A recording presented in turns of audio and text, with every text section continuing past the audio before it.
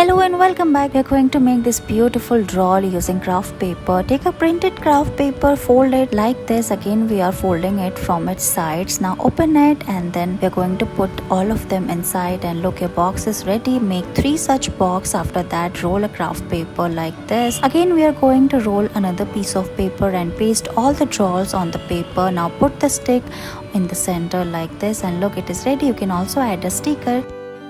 Look at this flower shaped container, how pretty these are looking. Let's make it. We are going to fold a printed craft paper like this. Cut the portions like this. Again we are going to cut it, and when you open it you will get an octagon shape. Then we are going to fold it from its corners like this. Again we are folding it and you will get a shape like this. Then we are going to make the petals of the flower by folding all the small pieces in the center like this. Now open it and look, you will get a shape. Now slightly we are going to open it, and look, your container is ready.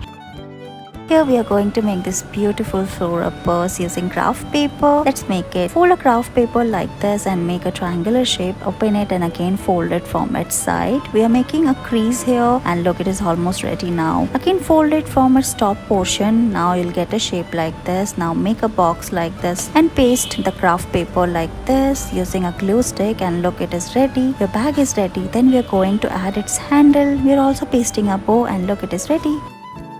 We are going to make these mini umbrellas using craft paper. We are folding this printed craft paper and make a square shape. Again fold it from its corners like this. We are going to make the umbrella pleats, make more such shapes. Now we are going to tuck all of them one after another and paste them using a glue stick like this, and look, your umbrella is ready. After that we are going to fold it like this. Now roll a paper and make a stick like this. Now we are going to paste the umbrella on the top like we are doing here, and look, it is almost ready. We are going to bend the handle like this, and look, your umbrella is ready. Thank you so much for watching this video.